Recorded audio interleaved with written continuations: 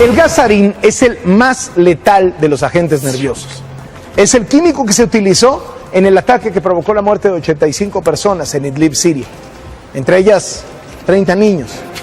Y dejó más de 500 personas heridas. La sustancia es un líquido que no tiene color, que no tiene olor, y se convierte en un arma letal cuando se usa como gas. Se evapora rápidamente, por eso representa una amenaza inmediata. Basta 1 miligramo de gas sarín para matar a una persona. En el ataque, presuntamente, las fuerzas sirias lanzaron bombas cargadas con el gas letales. Otra forma en la que el gas sarín se puede propagar es en misiles, o puede ser rociado desde camiones o aviones.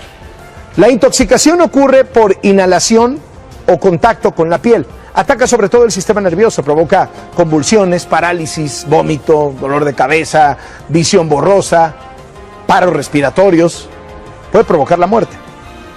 Las personas que sobreviven a uno de estos ataques químicos pueden sufrir graves secuelas de por vida, daño cerebral.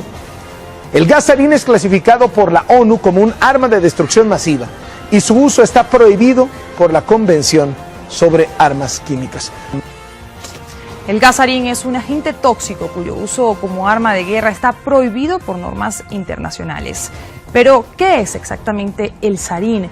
¿Cómo funciona? ¿Cuáles son sus efectos sobre las personas que entran en contacto con la sustancia tóxica?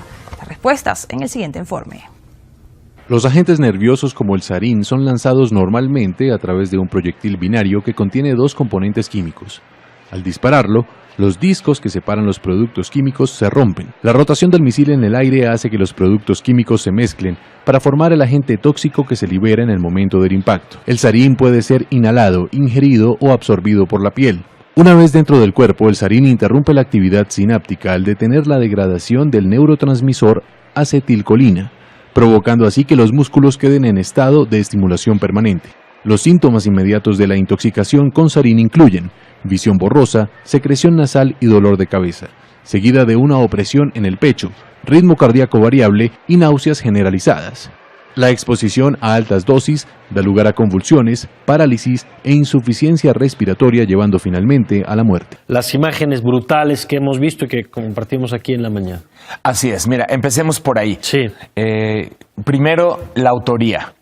Por la naturaleza del ataque, por la dimensión del ataque, por las características y por lo que están empezando a indicar las agencias de inteligencia de prácticamente todos los países, sobre todo porque recordemos que tenemos siguiendo este conflicto los últimos 6 años. Claro. Todo parece indicar que fue efectivamente el gobierno de Assad quien lleva a cabo este ataque. No significa que los rebeldes no hayan cometido ataques con armas químicas o atentados terroristas de distinta naturaleza. Definitivamente sí, hay sangre de todos los lados. Lo que pasa es que la dimensión del ataque, o sea, normalmente los ataques químicos por parte de los rebeldes son fuerzas insurgentes con menores capacidades y menor posibilidad de daño. Normalmente no tienen esta capacidad de intensidad, número uno. Número dos, quien tiene aviones, pues obviamente es el gobierno de Assad y Rusia. Rusia es poco probable, Rusia no lo llevó a cabo porque no ha llevado a cabo estos ataques ni lo hace.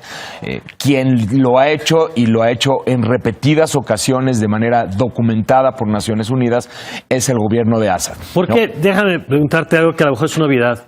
¿Por qué en un conflicto que lleva 6 años este ataque implica la reacción o genera la reacción que estamos viendo? ¿Qué implica el uso de armas químicas que genera esta reacción? Bueno, obviamente se trata de armas prohibidas, pero tu pregunta es válida porque hay un número de ataques con armas químicas que se han cometido a lo largo de los últimos años.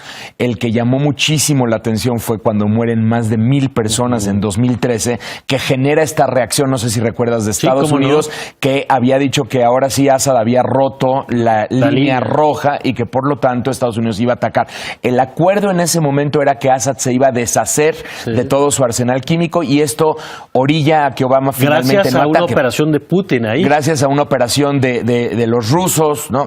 Y finalmente, supervisado por un organismo internacional, Assad efectivamente se deshace de la mayor parte de su arsenal químico, pero a lo largo de estos años, estamos hablando del 2014 a la fecha, hay un número de ataques químicos documentados por Naciones Unidas por parte de Assad, lo que refleja que se quedó con algo de armamento químico, también por parte de los rebeldes, también hay que decir eso. Sin embargo, no había habido desde el 2013 hasta la fecha un ataque de semejante intensidad con esta proporción de imágenes que vimos el día de ayer. Hubo uno muy importante en 2016, de hecho orilló a que yo escribí un artículo en aquel entonces en la ciudad de Alepo, porque bueno, son estrategias que el régimen de Assad ha estado utilizando para tratar de apaciguar a grupos rebeldes. Son grupos rebeldes también muy violentos. Ahora recientemente lo que ocurre es que se forma una coalición alrededor de la filial de Al-Qaeda en Siria, junta a otras milicias que no formaban parte de Al-Qaeda, pero las junta, y en esto que parecía como ya una pues casi cercana derrota de los grupos rebeldes, viene una contraofensiva de estos grupos que incluye varios ataques terroristas en Siria que se llevan la vida de varios civiles ahí en Siria. Entonces, el régimen busca mandar un mensaje de fuerza ante estas contraofensivas. El golpe es a población civil. Sí. Este golpe, por supuesto, es a población civil, pero en una zona controlada por estas milicias, en una zona que todavía está controlada por la rebelión y por muchos grupos, repito, que están afiliados a Al-Qaeda, y la idea es mandar un mensaje terrorífico. Ya lo ha hecho en varias ocasiones, o sea, es la lógica que mueve. La pregunta, Mauricio, parecía que Bashar al-Assad había ganado terreno. Nos habías explicado cómo había aprovechado la transición en Estados Unidos, se había fortalecido la idea de su permanencia. ¿Cuáles pueden ser los efectos en materia de política y de geopolítica de esto que pasó el día de ayer? Es muy pertinente tu pregunta porque justo 3 días atrás, ante Naciones Unidas, la embajadora de Estados Unidos dice que, que el gobierno de Assad pues básicamente va a permanecer. Ya no es prioridad de Estados Unidos el que Assad salga. Entonces ahora la administración Trump se enfrenta a un dilema. La intuición de Trump, o digamos lo que Trump había venido manifestando durante su campaña, era mantenerse al margen de este conflicto.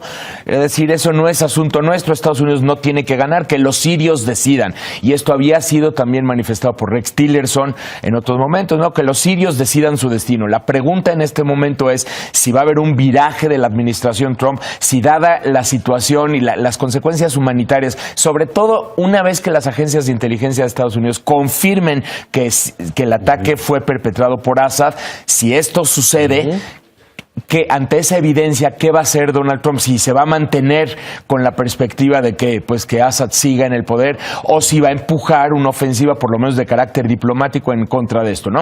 Aquí hay que entender que en Naciones Unidas, claro, Estados Unidos va a promover una condena, pero en el Consejo de Seguridad está Rusia, está China, sobre todo Rusia, que apoya directamente a Assad y que además fortalece la versión del gobierno de Assad, que dice, no, yo no utilizo armas químicas, yo bombardeé un depósito de armamento rebelde que resulta que tenía armas químicas. Y esta es la versión de Siria apoyada por Rusia. Por lo tanto, Rusia va a vetar cualquier resolución en contra de Assad en el Consejo de Seguridad.